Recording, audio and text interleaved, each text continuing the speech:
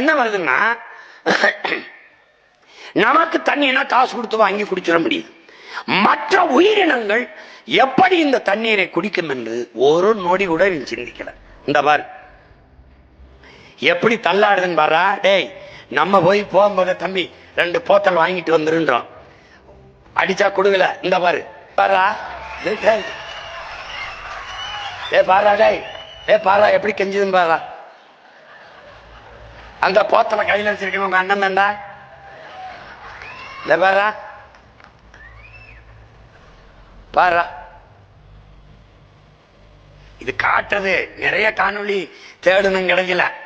இங்க பாரு, உனக்கு ஒரு ஒரு மாதிரிக்கு காட்டுறேன், புரிஞ்சுக்கிறான்னு நினைக்கிறேன்.